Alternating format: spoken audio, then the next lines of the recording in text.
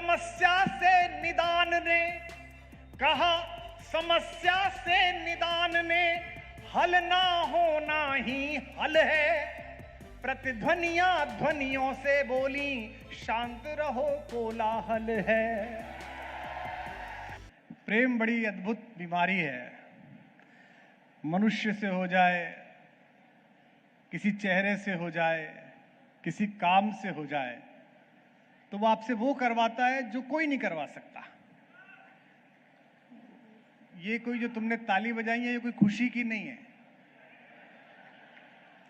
मुझे सौरभ से प्रेम है और आज उसने मुझसे वो करवाया है जो कोई भारत में नहीं करवा सकता। और वो ये कि मैं बैठकर 4 घंटे दूसरों को सुनूं। सौभाग्य से इस देश में समस्त मुख्यमंत्री भी, प्रधानमंत्री जी भी, जो भी सुनता है पिछले 20 साल से हमें ही सुनता है। लेकिन हे चमारी गांव वालों, आपने किसी अतिरिक्त गैया का दूध पिया है, जो मुझ जैसे आदमी को फ्री में बुला के आपने जो 4 घंटे सुनवाया है, इसके लिए मैं आपका आभारी हूं। और कैसे कैसे लोग सुना के निकल लिए। वो ब्रजेश पाठक बताओ, दोनों तरफ बांह फेंक फेंक के भाषण दिया, मुझे लगा कुछ दे के जाएगा, तो भी अपना नहीं दे के गया, पिताजी के 4 वेद दे के गया। बोले भाई, अरे भाई उप मुख्यमंत्री है, 2-4 करोड़ रुपए दे के जाता कि मैं 2 करोड़ रुपया देता हूं, 4 करोड़ रुपया, बोले वेद ले लो। अब वो तो स्वयं में ही द्विवेदी है, तो उसके पास तो 2 तो ओरिजिनल रखे होंगे। तालियां बजाओ, अब तुम वैसे उदास बैठे हो। बोले 2 वेद मैं दे रहा हूं। और आपको ये बात सिखा गए कि कलेक्टर को इतने पैसे मिलते हैं, दरोगा को इतने मिलते हैं, और कुमार विश्वास जी को कितने मिलते हैं, मैं बताऊं क्या? और बताते बताते वो चुप हो गए। तो विकास दिव्य कीर्ति जी ने मुझसे पूछा कि भाई जी इन्होंने क्यों नहीं बताया? मैंने कहा इसको पता था, बाद में मैं बोलूंगा, मैं इसके बताऊंगा कितने इसके पास। तो नेता तो है पर समझदार है। सौरभ बहुत प्रिय है, सौरभ हृदयांश है। पत्रकारों पर मैं भरोसा करता नहीं हूं। पिछले 10, 15, 20 वर्षों में पत्रकारिता के साथ जो अनुभव हुए हैं, उनसे निजता के संबंध में मेरा भरोसा नहीं है, क्योंकि धोखे इतने मिले। लेकिन धीमे धीमे मैंने एक पत्रकार देखा जो खांटी पत्रकार है, जो इंटरव्यू लेते समय कोई शर्म लिहाज नहीं रखता, लेकिन इंटरव्यू के बाद उसके साथ भाई जैसा संबंध है, मित्र जैसा संबंध है, बड़े भाई जैसा संबंध है। उसके गांव में आया हूं, वर्षों बाद किसी गांव में आया हूं, क्योंकि अपने गांव में जाने की भी स्थिति नहीं बची है।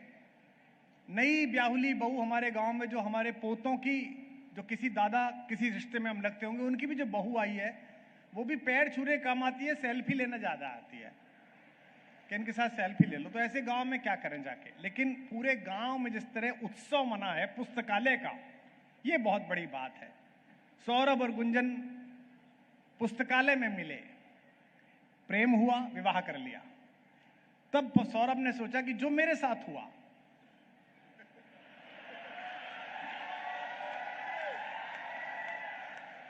वो गांव के हर बच्चे के साथ होना चाहिए। लेकिन वो विश्वविद्यालय में हुआ था, यहां नहीं। लाइब्रेरी का क्या उपयोग किया जा सकता है जीवन में, चाहे निजी जीवन हो चाहे व्यावसायिक जीवन में, वो सौरभ से सीखिए। पुस्तक भी थी, गुंजन भी थी। पुस्तक से ज्ञान लेके आया, गुंजन से जीवन लेके आया। आज इसके जीवन में जो ज्ञान गुंजन है वो लाइब्रेरी की वजह से है। तो उसने लाइब्रेरी यहां पर स्थापित की। हमारे यहां कहते हैं सा प्रथमा संस्कृति विश्ववारा, यह संस्कृति विश्ववारा है। एक नुकसान किया है टेक्नोलॉजी ने हमारे साथ। अब आजकल बात चलती है एआई की। अभी मैं एक कार्यक्रम में था, एक अखबार के प्रोग्राम में देहरादून में, तो पत्रकार महोदय ने मुझसे पूछा कि एआई के समय में बौद्धिकता पर कितना संकट है। तो मैंने कहा कि बौद्धिकता का मोटा मोटा अंग्रेजी अनुवाद इंटेलिजेंस होता है, और जितनी ज्यादा एआई बढ़ेगी, बौद्धिकता, सृजनात्मकता, आपके अंदर की भावुक अभिव्यक्ति उतनी ही प्रासंगिक होगी। क्योंकि एआई तो स्वयं ही कह रही है कि मैं आर्टिफिशियल इंटेलिजेंस हूं, यानी कि जो इंटेलिजेंस खुद ही कह रही है कि मैं आर्टिफिशियल हूं, उसका क्या महत्व है।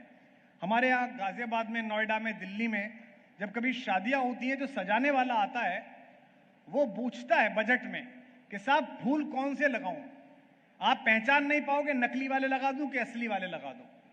और आश्चर्य होगा कि जो नकली वाला फूल है और जो असली वाला फूल है उसकी कीमत में लगभग 20 गुना 30 गुना अंतर होता है। तो एआई और किताब से जन्मी हुई कल्पनाशील बौद्धिकता में उतना ही अंतर है जितना नकली फूल में और असली फूल की खुशबू और सुगंध में। पुस्तक खुलती है, आप पढ़ना शुरू करते हैं, उससे एक कल्पनाशीलता निर्मित होती है। पुराने समय में एक राजा था, जैसे ये कहा राजा था, आपके मन में राजा की छवि बनती है। वो अपने बड़े विशाल महल में रहता था, एक महल की इमेज बनती है। भारतीय बच्चे के लिए महल की इमेज अलग है, लंदन के बच्चे के लिए महल की इमेज अलग है, रूस के बच्चे के लिए महल की इमेज वो क्रेमलिन स्क्वायर पे दिखने वाले अलग प्रकार की टोपी वाले महल वो हैं। हम सबकी अपनी कल्पनाशीलता है। लेकिन जब आप कंप्यूटर में जाते हैं, जब आप मोबाइल में जाते हैं, तो वह आपकी कल्पनाशीलता को दरवाजे पे बिठा देता है और वो कहता है तू चुप हो जा, मैं करने वाला हूं। और यहां से आपके सृजनात्मक रूप से पंगु हो जाने की प्रक्रिया प्रारंभ होती है। हम जब इंजीनियरिंग की पढ़ाई कर रहे थे तो हमारे साथ कुछ दिल्ली के, बंबई के लड़के भी थे और हम देखते थे कि गणित के प्रश्न हल करते समय वो 16 पंजे को कैलकुलेटर पे काउंट करते थे और हम मास्टर जी के, राधेश्याम मास्टर जी की बैंत खाकर पहाड़े सीखे हुए लड़के थे। वो जो विशेष धुन होती है ना, 13 एकम 13, 13 दूनी 26, जिसमें हाथ भी हिलता है, हम उसी प्रक्रिया में थे। और पूरी क्लास में एक बच्चा आगे वाला बोलता था और पीछे हम सब उसके साथ साथ बोलते थे। उसने हमारी स्मरण शक्ति को भी प्रांजल किया, क्योंकि हमसे भी बहुत लोग पूछते हैं ये बात, सौरभ से भी पूछते हैं और विकास जी से भी पूछते हैं। और आप देखते होंगे आपके मन में भी ये सवाल आया होगा जब मैं खड़ा हूं हम तीनों के बारे में, आपको इतना याद कैसे रहता है जी, आपको इतना याद कैसे, ये याद कैसे रहता है? ये याद रहना प्रक्रिया का हिस्सा है, बचपन से याद करना सिखाया गया है। ये 2 श्लोक है, याद करो, ये 2 कविताएं हैं, इन्हें याद करो। अब कविता याद कर ली आपने और पिताजी के कोई प्रोफेसर दोस्त आए, आप 6ठी क्लास में पढ़ते हैं, वही सबसे छोटे वाले, वो कविता सुनाओ दिनकर जी की, आप खड़े हो दिनकर जी की कविता सुना रहे हैं, आपने पूरी याद कर रखी। अब आपके पिता की प्रतिष्ठा, आपकी स्मृति, आपका परिश्रम सब दांव पर लगा हुआ है। यह स्मरण करने की परंपरा, यह कल्पनाशीलता को गढ़ने की परंपरा, यह लाइब्रेरी से आती है।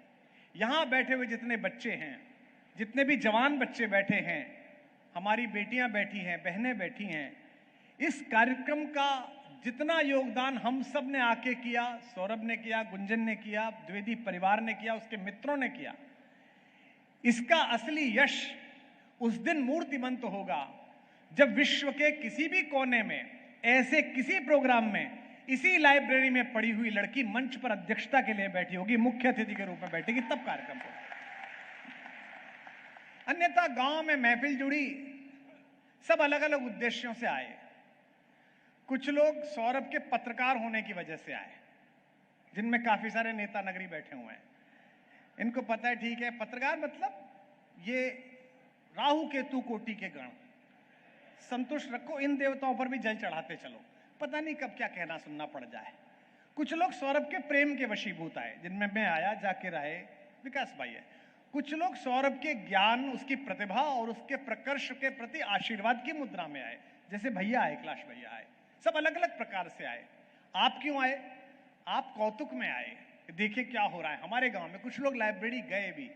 अब आप में से कितनी बच्चियां दोबारा लाइब्रेरी जाएंगी, कितनी बच्चियों को लाइब्रेरी का क्रम देखना है? और मैं किसी अहंकार में नहीं कह रहा, किसी आत्मश्लाघा में नहीं कह रहा। अंग्रेजी में एक फ्रेज है, blowing the trumpet by own mouth, मैं इसमें नहीं कह रहा।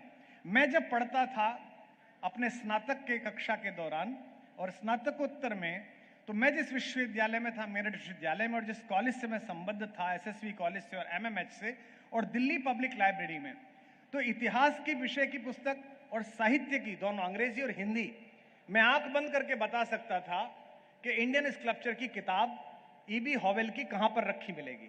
मैं बता सकता था कि राजस्थान के ऊपर रखी हुई किताब स्मिथ की कहां रखी मिलेगी, मुझे पता था कि ईश्वरी जी कहां रखे हुए हैं और बाकी लोग कहां रखे हुए हैं, क्योंकि उस लाइब्रेरी से इतनी बार गुजरे थे, इतनी बार गए थे और उन किताबों को इतनी बार पढ़कर इतनी बार वापस किया था, बार बार कंसल्ट किया था। तो यहां बैठे हुए बच्चों, दो प्रकार के लोग आपको जीवन में मिलेंगे। बुंदेलखंड का अपना इतिहास है। बुंदेलखंड जागृत प्रज्ञा की जगह है। यहां का व्यक्ति जागृत है। एक पुलिस अधिकारी यहां पर रहे थे जो सौरभ के मित्र रहे हैं, यहां आईपीएस रहे, कप्तान रहे, तो चर्चा कर रहे थे। तो मैं उनसे यह कह रहा था कि बुंदेलखंड में तो पढ़ने लिखने वालों की भी स्थिति है और हम सब की भी, कि अगर कलेक्टर साहब पूछें किसी आदमी से, पढ़ने लिखने वाले से, कि भाई साहब पद्मश्री लोगे कि रिवॉल्वर का लाइसेंस, तो आदमी कहता भाई साहब पद्मश्री छोड़ो, उसे कौन जाने, लाइसेंस दिला दो, आप तो एक रिवॉल्वर लेने, एक बंदूक ले लेते हैं। क्योंकि खून में एक बागी तेवर है। यहां वो लोग पैदा हुए हैं जिन्होंने व्यवस्था के विपरीत बोलना और अत्याचार अन्याय के खिलाफ खड़ा होना स्वीकार किया है। चाहे वो जुझार सिंह हो, चाहे वो छत्रसाल हो, चाहे वो आलाउदल हो, चाहे हरदौल हो, चाहे वो रानी झांसी हो, सब प्रकार के लोग। और चाहे इसी गांव के पड़ोस में ही एक दलित महिला अपने अत्याचार से लड़ने के लिए बीहड़ में कूद गई और बाद में संसद तक की यात्रा प्रारंभ की हो, वो सब यहीं से पैदा हुए, सब यहीं से आए। यह जो पानी का एक तीखापन है, यह जो पानी का तेजाब है, यह जो पानी में लड़ जाने की खुददारी है, आप इसे गलत मत समझिए, आप सौभाग्यशाली हैं। हम जिन महानगरों में रहते हैं वहां यह दम तोड़ चुकी है। समझौता हाथी एक दिन में नहीं करता। दक्षिण में जो हाथी बंधता है वो बहुत पतली सी चेन से बंध जाता है। और महावत से पूछिए कि चेन से क्यों बंधा हुआ है, आप कभी पूछना, इतनी सी चेन से बंधा रहता है। हमने महावत से पूछा कि ये तोड़ क्यों नहीं देगा हाथी इसको, उसने कहा नहीं तोड़ेगा। हमने पूछा क्यों, बोले जब ये छोटा था तो इसी चेन से बंधा गया था और इसने बहुत कोशिश की थी, उस समय तोड़ नहीं पाया। अब चेन इसके पैर में नहीं पड़ी हुई है, मस्तिष्क में पड़ी हुई है कि टूटेगी नहीं। तालियां अगली बात पर बताना। ये लाइब्रेरी दिमाग में पड़ी हुई इस चेन को खोलकर ज्ञान के अभयारण्य में आपको भेजने का साधन है, ये उसका प्रतीक शास्त्र है। देखो, महाभारत के युद्ध में दो योद्धा हैं। सौरभ अब सब ठीक हो गया, जिनको जाना था वो गए, हमारे पास कोई ऑप्शन नहीं था लास्ट में बोलने के अलावा। और इनमें दो तरह के लोग हैं, एक तो वो जो मुझे सुनने आए थे और दूसरे वो जो दूसरे की मोटरसाइकिल पे बैठ के आए हैं। और जिस तरह से ताली बजी है उससे लग रहा है दूसरे वाले ज्यादा है, तो इसलिए तुम भी आराम से सुनो, आप कोई दिक्कत नहीं है। देखो भाई, दो प्रकार के लोग आपको मिलेंगे, मुझे भी मिले, आपको भी मिलेंगे। मैं भी एक गांव से आया हुआ लड़का हूं, एक मास्टर जी का लड़का हूं। 90 गज के मकान में 3 कमरे, 2 टीन शेड, 5 भाई बहन, 2 चाचा, 1 बुआ, और फिर भी कुछ लोग आ गए और आनंद के साथ जिए। उसी सत्संग में ये सब प्रकार की चीजें निकली। जिस समय महाभारत का युद्ध हुआ उस समय रथ संचालक होना बहुत बड़ी बात होती थी। रथ को चलाने के लिए कोई अर्धरथी नहीं बैठता था, महारथी बैठता था।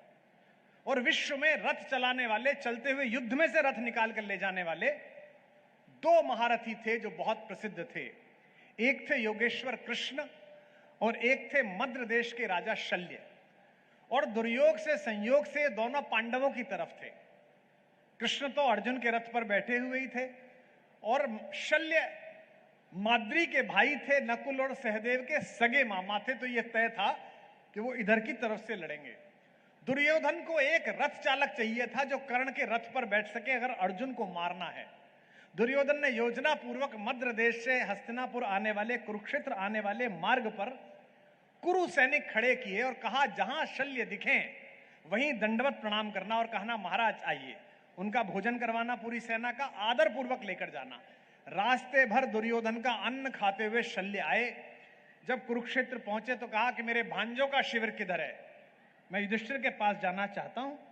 तो दुर्योधन ने कहा मामा ये तो गलत बात है, मैं भी आपका भांजा हूं, ये भी आपके भांजे हैं, और रास्ते भर आप तो सेवा मेरी लेते आए हैं, उधर कैसे जाएंगे? अन्न तो मेरे श्रम जल का खाया है। अब मामा के सामने संकट हो गया। मामा ने कहा मैं तो उधर जाना चाहता था बेटा, पर तू भी भांजा है तो इधर से ही। उनका नाम याद रखना, उनका नाम क्या है? शल्य। शल्य क्रिया, काट चीर करने वाला, शूल निकालने वाला, शल्य कहलाता है शूल, अंदर चुभा हुआ कांटा, वो कांटा है रथ चालक के रूप में। और जब दूसरी तरफ है कृष्ण, यानी कि खींच लेने वाला, दलदल में फंसे हुए हो तो पहिया निकाल लेने वाला। कर्ण के रथ पर शल्य बैठे हुए हैं, अर्जुन के रथ पर कृष्ण बैठे हुए हैं। कर्ण प्रतिपल शल्य को हतोत्साहित करते हैं, तू क्या लड़ेगा, तू तो सूत पुत्र है, इस लड़के के सामने क्या लड़ेगा, अपना मुंह देख, कहां अर्जुन कहां तू, रथ चला रहे हैं उसका, लेकिन उसको हतोत्साहित कर रहे हैं। एक कृष्ण है जो हतोत्साही लड़के को खड़ा करके 700 श्लोक सुनाकर कह रहे हैं क्या डरता है, हतोवा प्राप्यसी स्वर्गम जित्वा वा भोक्ष्यसे महीम तस्माद् उत्तिष्ठ कौन्तेय युद्धाय कृत निश्चय। क्या डरता है, खड़ा हो मार। अगली बात पर जो बच्चे सहमत हों वो पिछले 4 घंटे की मेरी थकान दूर करना अपनी तालियों के शोर से। अगली बात सुन लो, जीवन के रथ पर बैठाते समय ध्यान रखो, अगर ऐसा कोई शल्य बैठा है जो तुम्हें प्रतिपल हतोत्साहित करता है कि तुझसे कैसे हो जाएगा, तुम कैसे कर लोगे, इस गांव में कैसे बना लोगे, पैसा कहां से लाओगे, चलाओगे कहां से, वो कितना भी बड़ा राजा हो उसे अभी रथ से उतारो। और कोई कितना भी बड़ा ग्वाला हो, अगर आपका मित्र कहता हो कोई बात नहीं बेटा तू कर सकता है, तो उस कृष्ण को अपने रथ पर बिठा लो तो महाभारत जीतो। हम बहुधा अपने जीवन में अपने रथ पर शल्यों को बिठा लेते हैं जो 24 घंटे आपसे कहते हैं अरे तुझसे कैसे हो जाएगा, तू कैसे कर लेगा, अरे भैया बहुत मुश्किल है, अरे भैया। ऐसे लोग आपको प्रतिपल युद्ध में पहिया फंस जाने पर मैं क्या करूं ऐसा ज्ञान नहीं देते। तो युद्ध में चुनते समय कृष्ण को बिठाओ। सबने सौरभ की बहुत प्रशंसा की है, मैं भी प्रशंसा करूंगा तो ऐसे लगेगा कि हम अपने ही घर की बड़ाई बार बार कर रहे हैं। आप उसका कार्य जानते हैं, उन दोनों दंपत्ति का आपने योगदान देखा, माता पिता का आशीर्वाद देखा। मैं यहां जो बच्चे बैठे हैं मैं उनसे एक बार फिर कहता हूं और वो स्वीकार करें तो मुझे बताना, ईश्वर के संयोग से, प्रकृति की कृपा से जो माता पिता इस मंच पर मौजूद हैं उनके आशीर्वाद से तुम्हारे रथ पर सौरभ के रूप में कृष्ण बैठ गया है। अब इस महाभारत को जीतना तुम्हारा काम। अब अगर यह महाभारत तुमने नहीं जीता तो इसमें तुम्हारे अर्जुन होने की शंका है कि तुम अर्जुन ठीक से नहीं थे। सौरभ कहते हैं खुशबू को, हमारे एक शायर है उनका एक शेर है कि खुशबू को फैलने का बहुत शौक है मगर, खुशबू को फैलने का बहुत शौक है मगर मुमकिन नहीं हवाओं से रिश्ता किए बगैर। तो ये जो खुशबू है सौरभ की, ये 100 गांवों तक जाए कि 1000 गांवों तक जाए। और यकीन मानिए कल मैं जब आया था होटल तो मैंने आते ही पूछा कि विकास आ गए क्या, जाकिर आ गए क्या, सब लोग आ गए क्या, तो पता चला कि विकास आ गए हैं। तो मैंने विकास जी को फोन किया। मुझे माफ करिए मैं विकास बोल रहा हूं क्योंकि वो मुझसे आयु में छोटे हैं और भारत में एक परंपरा है कि आप कितने भी तुच्छ हो, अगर कोई आदमी माता पिता के ठीक नियोजन से आपके बाद पैदा हो तो आप उसको सिमिलर बोलते हैं, ऐसा कुछ है। तो मैं उसी अधिकार से बोल रहा हूं, बाकी विद्वान आदमी मुझसे ज्यादा हैं, वो मुझसे ज्यादा पढ़े लिखे हैं, मुझसे ज्यादा लोक श्रुत हैं। तो मैंने उनसे पूछा कि आप कहाँ हो, तो उन्होंने कहा भाई जी मैं तो निकल गया। मैंने कहा कहाँ चले गए, बोले मैं सौरभ के गांव जा रहा हूँ खाना खाने। तो मैंने सौरभ को फोन किया कि भाई मैं भी आ गया हूँ, एक ही आदमी का बनवाया है कि मैं भी आ जाऊं। तो उन्होंने कहा नहीं दादा आ जाओ, सबका बनवाया। और हम लोग यहाँ रात को 12 बजे तक बैठे रहे। अब मैं 8 घंटे गाड़ी में बैठ के आया दिल्ली से, 12 बजे तक हम यहां बैठे रहे, महफिल जमी रही। गिरिजा इनको पहली बार मिला, मैं केवल अभिनेत्री समझता था लेकिन ये विदुषी हैं, इनकी बड़ी गति है वांग्मय में। और मराठी लोग तो वैसे भी बहुत ही सांस्कृतिक रूप से जागृत होते हैं, तो इनसे भी मिला पहली बार, बड़ी स्फूर्ति लगी। हमारे परिवार की एक बहू और बड़ी ही लोकप्रिय वो दोनों बच्चे हैं श्रद्धा, वो भी यहाँ आई हुई थी, वो बैठी हुई थी, हम सब लोग बात कर रहे थे। होटल पहुंचे तो 4 बजे तक जाकिर, मैं और विकास भाई मेरे कमरे में बैठे रहे। उसके बाद नींद नहीं आई, तो मैं 1 मिनट भी नहीं सोया हूं, 1 सेकंड भी नहीं सोया हूं। और बात ये नहीं है इस बात पर ताली कि मैं 1 मिनट नहीं सोया हूं, मैं सोया नहीं और मैंने 4 घंटे भाषण सुने फिर भी नहीं सोया। मैं दोनों में जागृत रहा। तो मैं जितनी देर बोलूंगा तुमको ताली इसलिए बजानी है। अर्जुन नहीं लड़ रहा था, अर्जुन बोला मैं नहीं लड़ूंगा, और अर्जुन बुद्धिजीवियों जैसी भाषा बोलने लगा, प्रज्ञावादिंश भाषिष। बुद्धिजीवी समझते हो आप, दिल्ली में पूरा एक विश्वविद्यालय है उन लोगों का, ये वहीं पढ़ा है, गुंजन भी वहीं पढ़ी है। वो भयंकर बुद्धिजीवी लोग हैं, उन्हें पृथ्वी पर कुछ भी होने में शंका है, मतलब कुछ भी है उन्हें शंका है, उनके पास प्रश्न है, सवाल है। तो बुद्धिजीवी जैसी भाषा बोलता था अर्जुन, माना नहीं। तो मेरे एक गुरुजी थे मेरठ में, तो मैंने उनसे कहा गुरुजी अर्जुन लड़ा क्यों? बड़े मजाकी आदमी थे तिवारी जी। मुझसे बोले बच्चा कुछ नहीं, अर्जुन लड़ नहीं रहा था। मई के दिनों में महाभारत हुआ था, हरियाणा में 50 डिग्री सेंटीग्रेड गर्मी पड़ रही थी। कृष्ण जी ने उसे बीच मैदान में खड़ा करा और संस्कृत के उसे 700 श्लोक सुनाए और फिर बोले कि लाला लड़े कि और सुनाऊं? बोला गुरुजी मैं लड़के मर जाऊंगा पर श्लोक नहीं सुनूंगा। तो मैं तुमसे पूछना चाहता हूं कि तुम ताली बजाओ कि दो वक्ता और मौजूद हैं पीछे बैठे हुए, बताओ।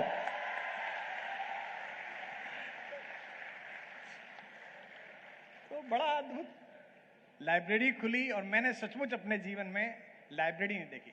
कल शाम से लेके आज तक मैं खुश भी हूं और थोड़ा अंदर से कुंठित भी हूं, मैं ग्लानि से भी भरा हुआ हूं। मेरा यह अहमन्य आत्मबोध है कि मैं निजी सामर्थ्य में सौरभ से बड़ा हूं। मुझे लगता है कि मैं ज्यादा लोग जुटा सकता हूं, मुझे लगता है मैं ज्यादा पैसे इकट्ठे कर सकता हूं, मुझे लगता है मैं ज्यादा पैसे दे सकता हूं। और मैंने इस बीच बैठ के बार बार सोचा कि मैंने अपने गांव के लिए क्या किया। जो गांव मेरे किस्से सुनाता है वो हर एक से कहता है, कोई भी मिलता है कहां के हो? बोले जी पिलखवे के हैं। कहां है पिलखवा? अरे बोले जहां के कुमार विश्वास है। तो जो गांव अपनी पहचान को मुझसे आजकल कहता है, मैंने उस गांव की पहचान के लिए क्या करा?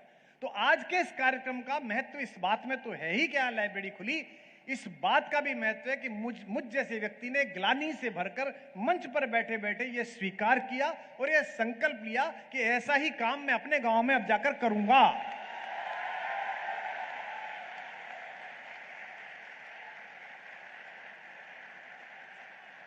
क्योंकि मेरा शास्त्र कहता है बालादपि सुभाषितम।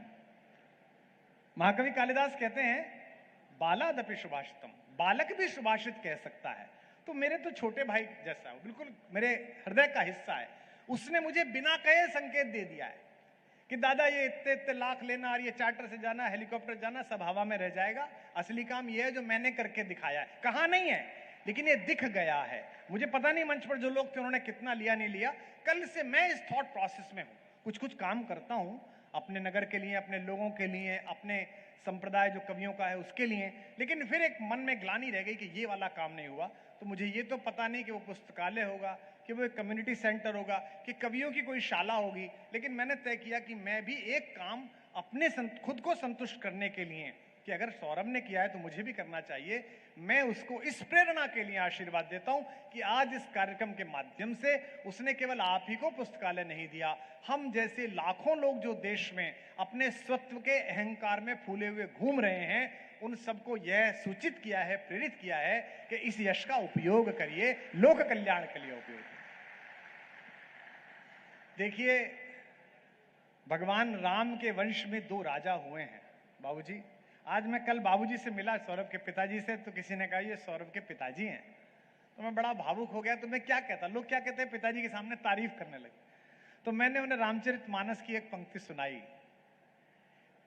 धन्य जन्म जगती तल तासु, पितई प्रमोद सुनई जस जासु।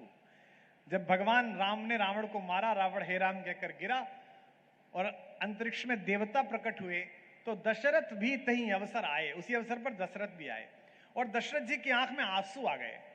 तो देवताओं ने पूछा कि आप रो क्यों रहे हैं, आपके बेटे का इतना यश फैल रहा है, सब लोग ताली बजा रहे हैं, इतने इतने बड़े बड़े देवता आए हैं, स्वयं कैलाश उपस्थित हुए हैं, सब देवता यहां पर है, तो आप क्यों इतने परेशान हैं?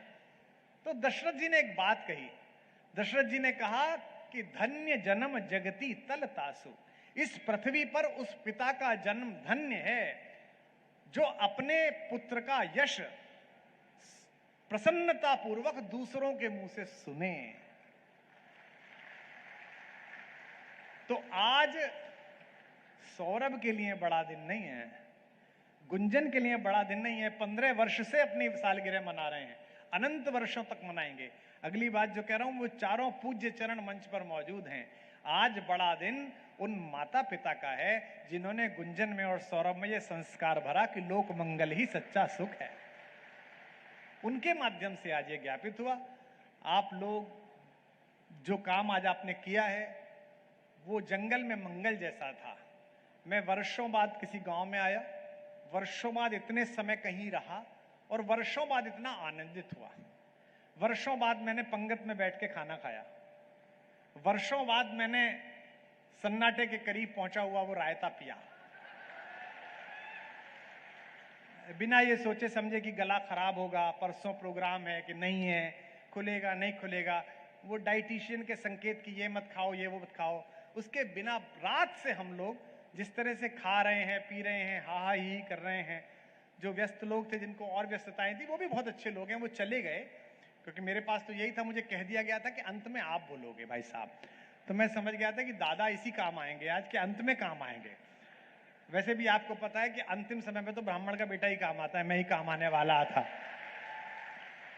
तो आपने जो ये संकल्प लिया, इसकी सार्थकता यही है। एक मैं निवेदन और करूं आप पूरे गांव वालों से, दिल्ली से आके बार बार, नोएडा से आके बार बार, ये सौरभ का और गुंजन का काम नहीं है। आप देखो, हमारे माता पिता को भी ये समस्या है, हम 5 भाई बहन हैं और मेरे माता पिता को ये समस्या है कि वो हमारे पास नोएडा रहना नहीं चाहते। 88 वर्ष के हो गए हैं, बार बार गांव भागते हैं। संस्कृत के, हिंदी के प्रोफेसर रहे हैं, जाति के ब्राह्मण हैं, संघ के कार्यकर्ता रहे हैं, छोटा सा शहर है वो, 50-60 हजार की आबादी का, 4 पीढ़ी पढ़ाई है उन्होंने। तो अभी पीछे एक दिन घर आए हुए थे, फिर चले गए। तो मेरा एक मित्र आया, राजनीति में काम करता है, अच्छे पद पर है, बड़ा नेता है। उसने मुझसे पूछा, बाबूजी चले गए क्या? मैंने कहा, बाबूजी क्यों नहीं रुकते, कुछ ऐसा इंतजाम करो जो बाबूजी रुके। मैंने कहा, बाबूजी को रोकने के लिए 200 आदमी लगेंगे। बोले ऐसे कैसे 200? मैंने कहा 100 सुबह पैर छू के जाएं, गुरुजी प्रणाम, गुरुजी प्रणाम, पंडित जी पाए लागू, और 200 शाम को रुके तो बाबूजी रुके। यहां तो हम ही हैं जो सुबह और शाम प्रणाम कर लेते हैं उन्हें आके। अब आपने हमें पढ़ाया क्यों? आपने मुझे तैयार क्यों किया? आप ना पे पढ़ाते लिखाते, आप गांव में रखते, मैं भी खेती चलाता। जो बहिश्त का बाग है, स्वर्ग का बाग, वहां से शायर को भेज दिया अल्लाह ने कि नीचे जा पृथ्वी पर, और जब उसकी उम्र आ गई तो अल्लाह ने कहा, ईश्वर ने कहा कि वापस आ। तो चकबस्त कह रहा है कि बागे बहिश्त से मुझे हुक्मे सफर किया था क्यों? तूने मुझे स्वर्ग के बाग से पृथ्वी पर भेजा था क्यों? कारे जहां दराज है, अब मेरा काम पूरी दुनिया में फैला हुआ है, अब मेरा इंतजार कर। तो मैया आप यहां बैठी हो, आपने 10वीं क्लास में लड़का क्यों उरई भेजा था? और 10वीं के बाद आपने बीए में क्यों दिल्ली भेजा था? क्यों जेएनयू पढ़ाया था? आपने इसलिए पढ़ाया था कि ये पढ़ लिख कर अपने वितान खोल सके। तो ये बड़े पंख हुए हैं, ये पिंजड़े में फड़फड़ाने के लिए नहीं हुए, ये आकाश नापने के लिए हुए हैं, ये येल यूनिवर्सिटी में भाषण देने के लिए हुए हैं, ये ऑक्सफोर्ड जाने के लिए हुए हैं। हाँ, ये जो पिंजड़ा यहां था अशिक्षा का, ये जो पिंजड़ा यहां था साधनों की न्यूनता का, ये जो पिंजड़ा यहां था गांव की पारस्परिक प्रतिस्पर्धा का, ईर्ष्या का, एक दूसरे से वैमनस्य का, इस पिंजड़े को इन यशस्वी बालकों ने तोड़ दिया है, अपनी क्षमता से तोड़ दिया है।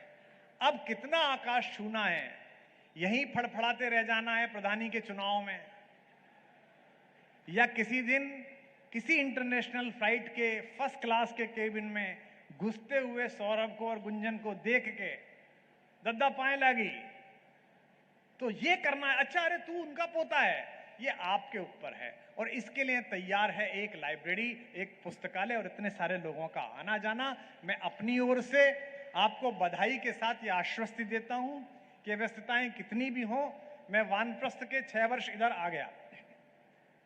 सन्यास और वानप्रस्थ के बीच में ज्यादा कदम है नहीं, पता नहीं है किस दिन किधर निकलना है। अभी फंसा हूं फेर में, माया खींचती है, पैसा खींचता है, यश खींचता है, संबंधों की मृदुता खींचती है, लेकिन धीरे धीरे एक एक लंगर काट रहा हूं मेहनत से। जब तक काटूंगा तब तक तो फकीरी आएगी ही, लेकिन आज भी मैं इसकी घोषणा करता हूं कि चाहे एक दिन इस मंच पर बोलना पड़े, चाहे 3 दिन अपने अपने राम करना पड़े, जब आप लोग ये टेंट लगा लेंगे और जिस दिन सौरभ बोल देगा, मैं यहां आया करूंगा, लगातार आपके बीच बैठूंगा।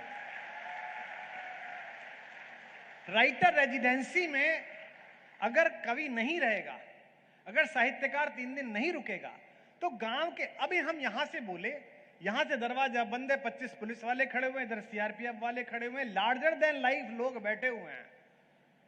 ये वो हते जे आमद है ना, वो यूट्यूब पे आप देहते हैं विकास जी, यही तो बात चल रही है। बच्चे को लग रहा है ये कुछ अलग चीज है, गुरु हम नहीं हो सकते। ये कैलाश जी और नोबेल पुरस्कार विजेता, ये हम नहीं हो सकते। ये कुमार विश्वास, और नहीं हम।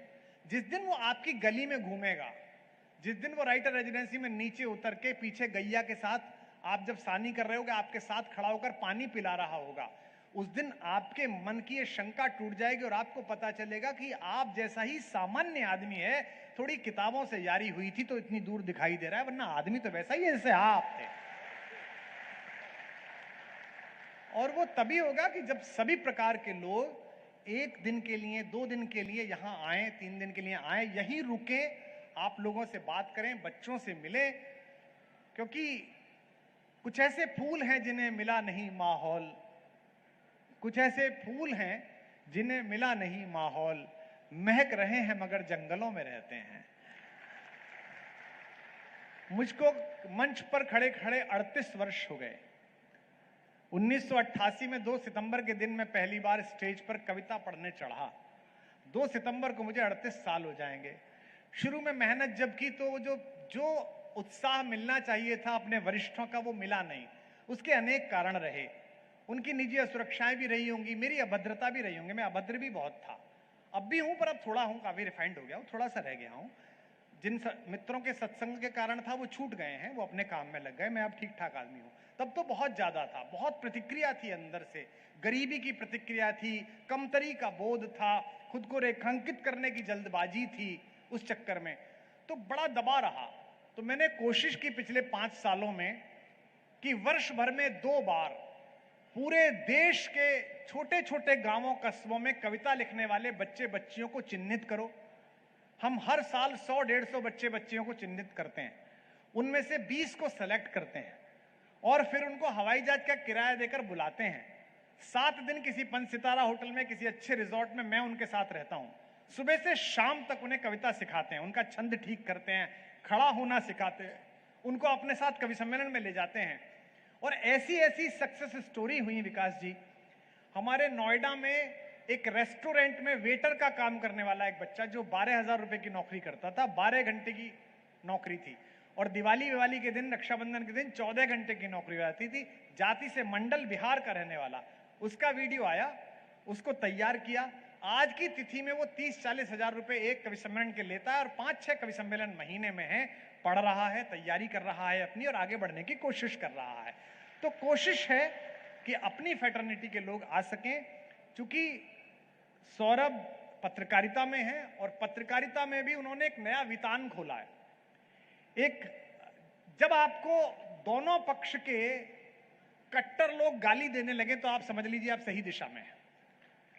सौरभ को इधर वाले भी गाली देते हैं और उधर वाले भी गाली देते हैं, जो कट्टर हैं, क्योंकि एक भी खबर ऐसी चलती है तो वो कोसते हैं, इसका मतलब आप सही रास्ते पे हैं। और ऐसे समय में पत्रकार ऐसा ढूंढना जो किसी खूंटे से ना बंधा हो। हमारे नोएडा में हालत यह है कि एक अविवाहित पत्रकार का रिश्ता होना था, तो लड़की वालों को बताया कि ये लड़का पत्रकार है। तो लड़के के बाप ने पूछा, भाई साहब कौन सी पार्टी का? अब बताइए आप, ये दुखद है लेकिन क्या करिएगा। तो पत्रकारिता में चूंकि तुम्हारी वैज्ञानिक सत्यता सिद्ध हो गई इस देश में, और जब मैं ये देश कहता हूं तो 150 करोड़ लोग, हमसे लोग कहते हैं ना कि क्या मिला साहब कविता करके, क्या मिला इंजीनियरिंग छोड़ के। अरे भैया ये 48 लाख के देश है न्यूजीलैंड। कितने का देश है न्यूजीलैंड? 60 लाख का केवल। इतने तो मेरे इंस्टाग्राम पे हैं। एक देश तो हम चला रहे हैं, कनाडा, कितने का? 3.5 करोड़ का। इतने तो हम वार्षिक करते हैं, एक साल में 3.5 करोड़ तो हम पैदा कर दे। एक कनाडा तो हम हर साल बना रहे हैं। ये हमारी ताकत है, इतनी सारी जनता, और इस जनता में स्वयं को रेखांकित करना, चाहे वो एक सामाजिक आंदोलनकर्ता के रूप में हो जो कैलाश भैया ने किया, विश्व पटल पर हमें आदर दिलाया, चाहे एक गुरु के रूप में गूगल के समय में अपने आप को एक गुरु के रूप में स्थापित कर लेने वाले विकास भाई हों, चाहे सौरभ ने जो काम किया, ये बड़ा काम है, ये बड़ा चमत्कार है। तो मैं आशा करता हूं कि पत्रकारिता के क्षेत्र में भी यहाँ के बच्चों को तैयार किया जाए। यहाँ के जो बच्चे 12वीं कर रहे हैं, जो बेटियां पढ़ रही हैं यहाँ की, चाहे वो स्थानीय आंचलिक पत्रकारिता करें। मैंने बुंदेली में अभी कुछ चैनल देखे और मुझे बड़ी प्रसन्नता हुई, यहाँ बच्चे खड़े होंगे। पिछले 2 दिन से मैं चमारी गांव के आसपास और यहां के बच्चों के YouTube देख रहा हूं। जिस तरह की रिपोर्टिंग वो कर रहे हैं उतना बड़े बड़े चैनल वाले नहीं कर पाते। यहां खड़े होके क्या इंतजाम है, कौन कौन आने वाला है, क्या क्या तैयारी हो गई है, सौरभ के गांव में घूमते हुए के वीडियो। अच्छा, वो एल्गोरिदम है कि एक दो को देख लो तो वैसे ही आने लगते हैं, तो वो वैसे ही आ रहे थे।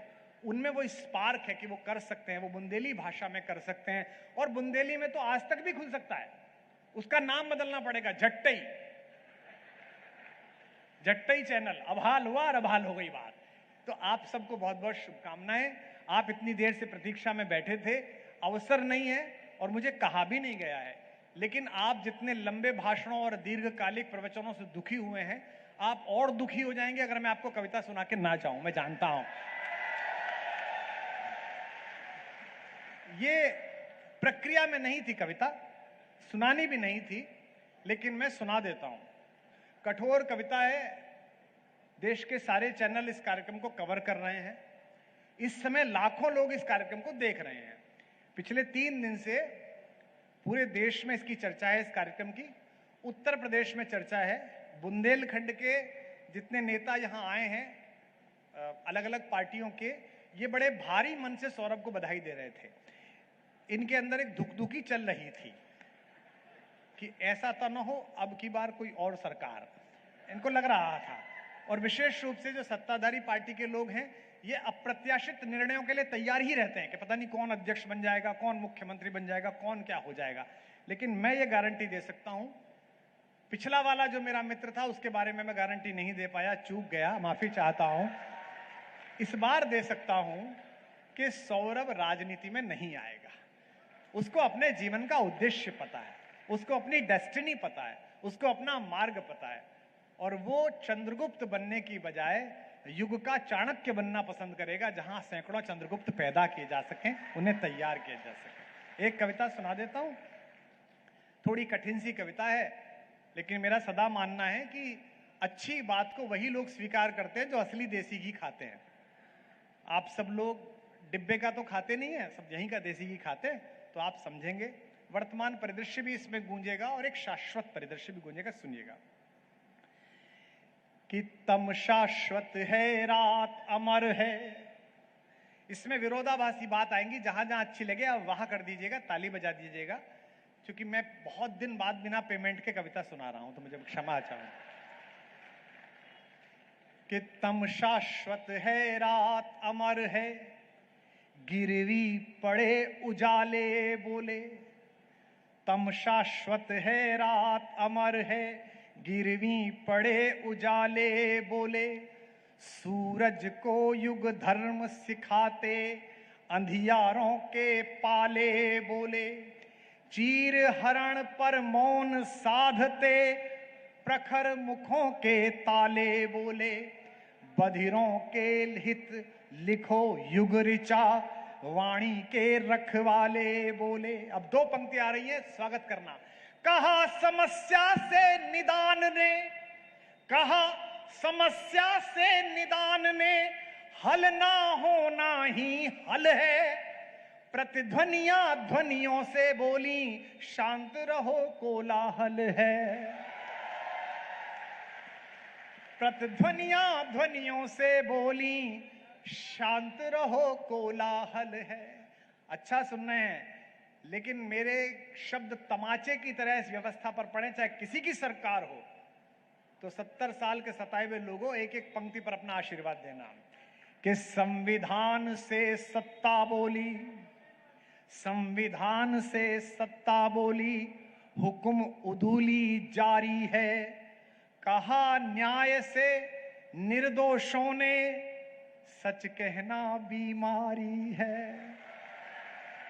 कहा न्याय से निर्दोषों ने, सच कहना बीमारी है। खेतों से पटवारी बोला, आप लोग समझेंगे गांव के लोगों। खेतों से पटवारी बोला, श्रम पर स्याही भारी है। खेतों से पटवारी बोला, श्रम पर स्याही भारी है।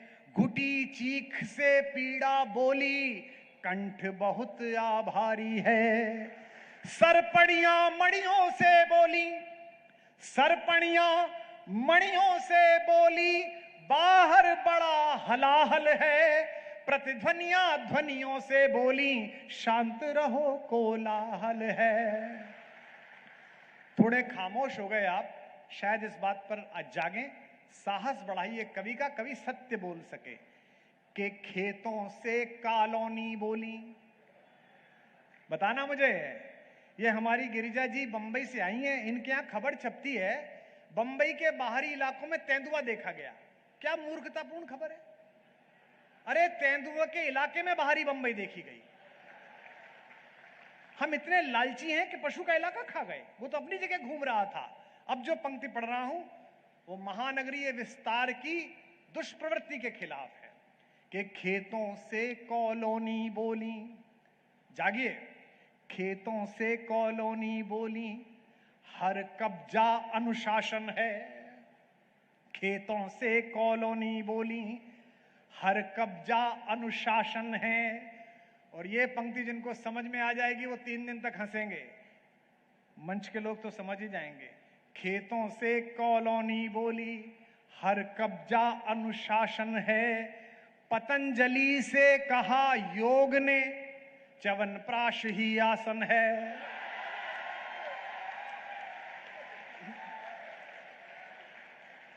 खेतों से कॉलोनी बोली, हर कब्जा अनुशासन है। पतंजलि से कहा योग ने, च्यवनप्राश ही आसन है। विदुर नीति विदुरों से बोली, समझिए, विदुर नीति विदुरों से बोली।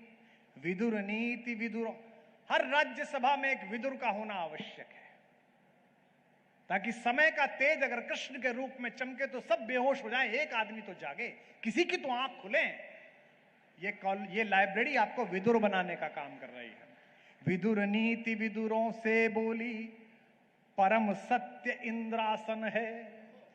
विदुर नीति विदुरों से बोली, परम सत्य इंद्रासन है। ब्रजेश चले गए वरना मैं उन्हें सुनाता ये लाइन। अगली लाइन सुनना कि विदुर नीति विदुरों से बोली, परम सत्य इंद्रासन है। और जागो तो इस पर अपना गुस्सा प्रकट करना। विदुर नीति विदुरों से बोली, परम सत्य इंद्रासन है। मतदाता से कहा भूख ने, लोकतंत्र ही राशन है। मतदाता से कहा भूख ने, लोकतंत्र ही राशन है।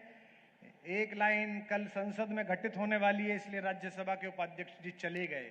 अविश्वास प्रस्ताव आ रहा है, पंक्ति सुनिएगा। लोकतंत्र ही राशन है। संसद की लाचारी बोली, संसद की लाचारी बोली, चुप्पी चीखों का हल है। प्रतिध्वनियां ध्वनियों से बोली, शांत रहो कोलाहल है। मुश्किल गीत था, लेकिन आपने सिद्ध किया कि माल अच्छा हो तो ग्राहक खेत में भी मिल जाते हैं आप जैसे। आखिरी बंद सुनिए और विदा दीजिएगा कि धर्मराज से तृष्णा बोली। पानी पीने के लिए गए धर्मराज, सारे भाई बेहोश हो गए। जल तब पिलाऊंगा तब पहले सवालों का जवाब दोगे। सवालों से बचने की कोशिश मत कीजिए। जो समाज, संस्कृति और देश सवालों से बचता है वो या तो जड़ हो जाता है या मृत हो जाता है। ये देश इसीलिए जीवित है कि यहां प्रश्नों के उत्तर दिए गए हैं। रामचरितमानस प्रश्नोत्तरी है। हमारी पार्वती पूछ रही हैं, गिरिजा पूछ रही है शंकर से कि किसकी पूजा करते हो, शंकर बता रहे हैं। हमारी श्रीमद् भागवत गीता प्रश्नोत्तरी है। एक शिष्य पूछ रहा है कि गुरुदेव मैं क्या करूं, तो गुरुदेव बता रहे हैं कि तू ये कर। हमारे उपनिषद प्रश्नोत्तरी हैं। अब ये पंक्ति सुनिए कि धर्मराज से तृष्णा बोली, यक्ष प्रश्न टाले जाएं। और अगली पंक्ति जो मैंने जी है, जो मुझे जानते हैं, चाहे लल्लन टॉप के माध्यम से इंटरव्यू देखे हो, चाहे आपकी अदालत, चाहे कपिल के, कहीं भी जो देखे हो, वो समझ जाएं तो मुझे बताना। बहुत निजी बात कह रहा हूं कि धर्मराज से तृष्णा बोली, यक्ष प्रश्न टाले जाएं।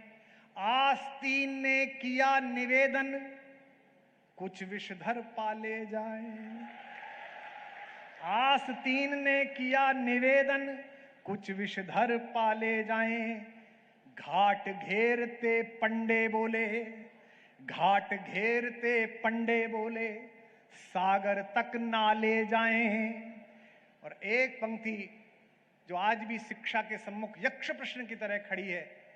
मैं तथाकथित रूप से सवर्ण जाति से आता हूं, लेकिन इसको कहने का साहस भी मैं ही कर सकता था, इसलिए कह रहा हूं। जाति के चश्मे से ऊपर उठकर सुनना कि घाट घेरते पंडे बोले, सागर तक ना ले जाएं। एकलव्य से गुरुकुल बोले, कटे अंगूठे ले जाएं। एकलव्य से गुरुकुल बोले, कटे अंगूठे ले जाएं। अंतिम पंक्ति इस गीत की और ध्रुव पंक्ति जो आपको अच्छी लग सकती है, आप सबके हाथ उठेंगे तो अच्छा लगेगा। एकलव्य से गुरुकुल बोले, कटे अंगूठे ले जाएं। प्रश्न वही प्रासंगिक है, प्रश्न वही प्रासंगिक है, जो हल होकर भी बेहल है। प्रतिध्वनियां ध्वनियों से बोली, शांत रहो कोलाहल है।